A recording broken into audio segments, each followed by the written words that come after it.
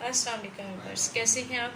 तो सुना, आज मैं आपके सामने एक नई रेसिपी लाई हूँ, बहुत ही आसान और मज़ेदार। ये गोश्त है, मैंने इसे एक दफ़ा उबाल लिया है क्योंकि ईद का गोश्त पड़ा हुआ था, और अगर आप ईद के गोश्त को एक दफ़ा उबाल लें तो बहुत ही अच्छा उसका जायका जो है मतलब वो निकल जाता है, तो वो टेस्ट नहीं रहता जो अक्सर गोश्त में बच्चे नापसंद करते हैं। तो बस एक ही उबाल दिया मैंने, इसकी मैं यखनी तैयार करूँगी। ये पानी निकाल दूँगी। मैंने यखनी पुलाव बनाना है तो उसके लिए एक दफ़ा पानी से मैंने गोश्त को निकाल लिया। इसके अंदर अब इसे निकाल कर जाली में, मतलब मैं इसमें डालूँगी खुश्क धनिया, थोड़ा थोड़ा सा पीसा हुआ, यानी दरदरा सा है, तो और ज़ीरा है, नमक, दालचीनी के सिर्फ 2 टुकड़े, और 2 जो है वो कड़ी पत्ता है, 3 से 4 सब्ज़ मिर्च है, 1 टमाटर और 1 प्याज है।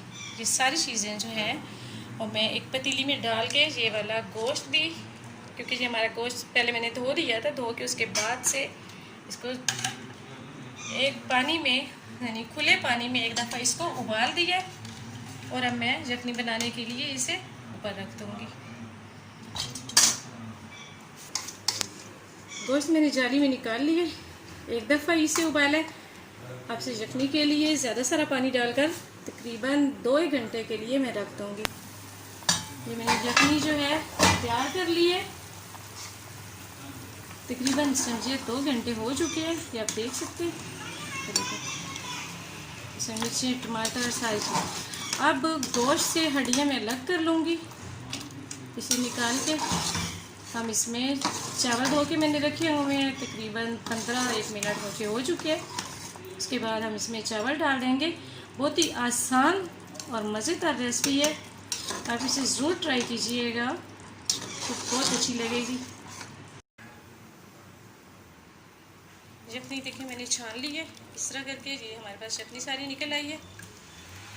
हड्डियाँ इसमें से जो फालतू की हैं वो मैं निकाल लूँगी, और बाकी सारी चीज़ें भी इसमें निकल आएंगी। अगर आप चाहें तो ऐसे ही डाल सकते हैं, ना चाहें, लेकिन मेरे बच्चे पसंद नहीं करते ये चीज़ें जिसमें आती, इसलिए मैं थोड़ी सी इसमें से सारी चीज़ें निकाल कर, अब हम क्या करेंगे, पतीली में बस मैंने ज़रूरत के मुताबिक जो है वो ऑयल डाला है। आप जितने चावल ले रहे हैं उसी हिसाब से ऑयल डालेंगे, लेकिन ऑयल थोड़ा कम करेंगे क्योंकि जो हमने यखनी तैयार की है उसमें छोटी चम्मच मैंने 1 जीरे की डाल दी है बस, और इसमें कुछ नहीं डालना, क्योंकि इसके अंदर अब हम सारी चीज़ें डाल देंगे, सॉरी वो सारा पानी डाल देंगे। ये जो मैंने यखनी निकाली थी वो डाल दी है, इसमें ये वाली जो हमारी बोटी है वो सारी डाल देंगे। बहुत ही आसान सी रेसिपी है, बस हमने यखनी निकाली, ऑयल डाला है, और उसमें से बोटियों को अलग करके इसके अंदर डाल दिया। अब हम इसके जब इसमें उबाल आएगा, थोड़ा सा नमक कम है, नमक अपनी चटनी में थोड़ा हिसाब से डालना है। जब हम चावलों के लिए करने लगेंगे तो थोड़ा सा नमक और डाल देंगे, तो मैं थोड़ा सा और नमक डाल दूँगी। इसके बाद हम इसमें उबाल आने पे चावल डालेंगे। थोड़ा सा मैंने यखनी में डाल दिया था, अगर यखनी में ज़्यादा सा डाल दें तो वो बोटियाँ बहुत ज़्यादा नमकीन हो जाती हैं, इसलिए उसमें ज़रूरत के मुताबिक डालना चाहिए। पानी में उबाल आ गया, इसमें चावल डाल देंगे। चावल मैंने पहले से भिगो के तकरीबन 15-20 मिनट हो गया, मैंने रख दिया था।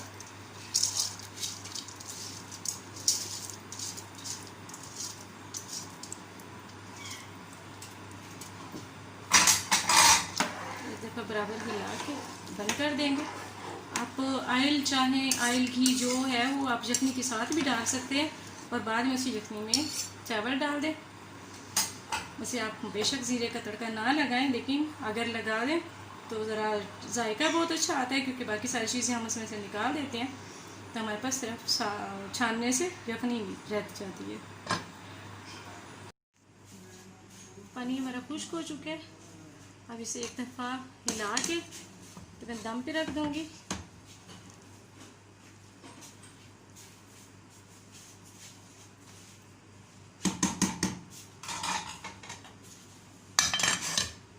तकरीबन जो है वो 5 से 10 मिनट, यानी जब इसकी खुशबू आए तो समझ लें कि चावल तैयार है।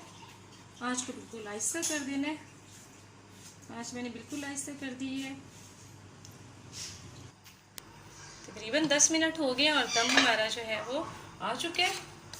इसे खोलेंगे, इसे खाइए। और बहुत ही आसान तरीका है बनाने का और बनते भी बहुत मज़े के हैं।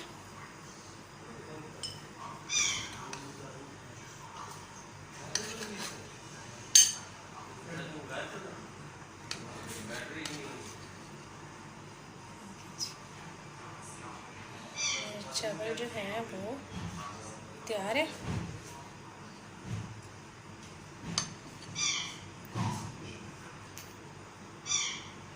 अगर आपको पसंद है मेरी रेसिपी तो आप इसे अपने फ्रेंड्स में शेयर करें, कमेंट्स बॉक्स में अपनी राय ज़रूर दें और मेरे चैनल को सब्सक्राइब करें। Thank you. अल्लाह हाफिज़। अपना ख्याल रखिएगा।